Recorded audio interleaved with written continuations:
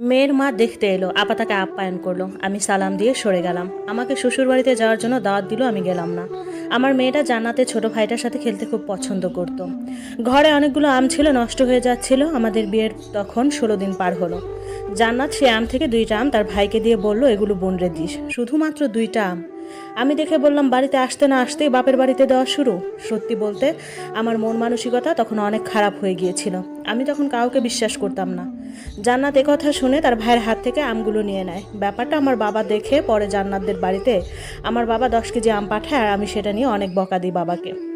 4 মাস দেশে থেকে চলে আসি। আসার সময় তার মোবাইলের সব কিছু আমার মোবাইলে সেট করে নেই। সে কার সাথে কথা বলে না বলে সব যেন আমার মোবাইলে ওঠে। আমার বাবাকে রেখে আসি তার কাছে।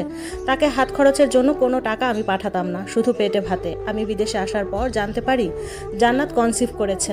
শুনে খুশি হয়েছি, কিন্তু প্রকাশ করিনি। সে কনসিভ করার পরেও তাকে একটা টাকাও দিতাম না আমি।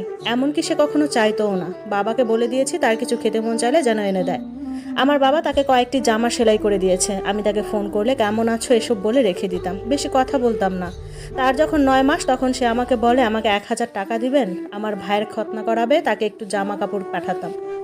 তখন আমি তার জন্য 1000 টাকা পাঠাই। আল্লাহর রহমতে আমার পুত্র সন্তান হয়। ছেলে হওয়ার পর আমার খুশি ধরে না, কিন্তু ছুটি না পাওয়ার কারণে দেশে যেতে পারলাম না।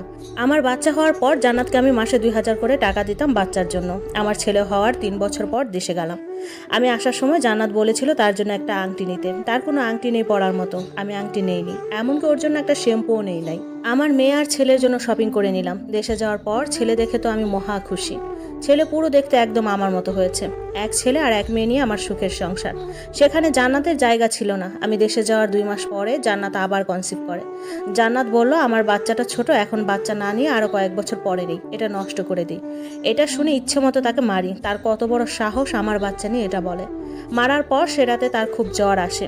জ্বরের ঘোরে বলে, আমার কোনো জায়গা নাই এখানে, আমার প্রতি কোনো ভালোবাসাও নাই। আমি তেমন পাত্তা দিই না তার কথায়। 6 মাস থেকে চলে আসি। এবারও আমার পুত্র সন্তান হয়। প্রবাসে আসার 1.5 বছর পর আমার বাবা মারা যায়। ইমার্জেন্সি টিকিট কেটে চলে যাই। বাবার লাশ দেখে সেন্স হারিয়ে ফেলেছি। আমাদের 2 ভাই বোনের কান্না আকাশ বাতাস ভারী হয়ে যায়। আমার ছোট ভাই ভিডিও কলে কান্না করতে করতে শেষ। সে ভিডিও কলে জানাজাতে অংশ নেয়। কোনো রকমে বাবার দাফন করি। বাবা মারা যাওয়ার পর খুব ভেঙে পড়ি, কিন্তু জান্নাতের সাথে খুব খারাপ ব্যবহার করি। ওর গায়ে প্রতিদিন হাত তুলতাম। সে সহ্য করতে না পেরে বাবার বাড়ি চলে যায়। ওখানে গিয়ে বলে সে আর সংসার করবে না। এভাবে সংসার করা যায় না। জান্নাত বাপের বাড়ি যাওয়ার পর থেকে তাকে খুব মিস করছি। সে যখন বলল যে সে আর সংসার করবে না, মাথা একদম গরম হয়ে গেল। সাথে সাথে তার বাড়িতে গেলাম। বিয়ের পরে প্রথম তার বাড়িতে গেলাম, তাও খালি হাতে। আসলে তখন মাথায় রাগ ছিল। গিয়ে দেখি জান্নাত উঠানে বসে আছে। গিয়ে তাকে বকাবকি শুরু করে দিলাম।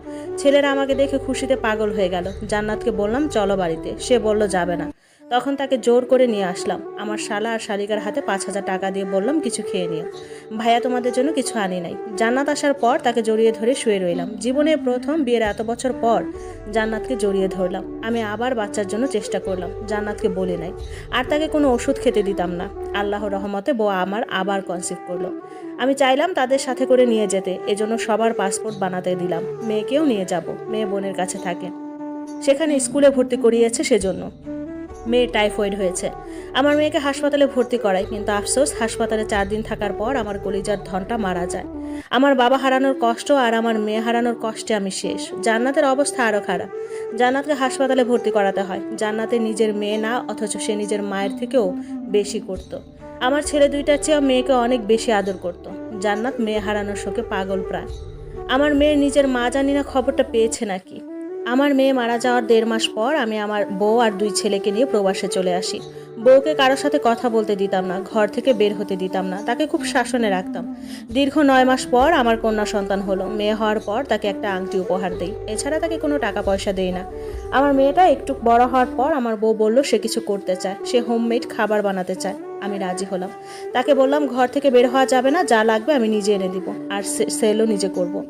আমার বউ 3 বাচ্চা সামলিয়ে হোমমেড নানা রকম পিঠা, ঝাল, নাস্তা এটা সেটা বানাতো, আর আমি গিয়ে বাঙালি দোকানে দিয়ে আসতাম।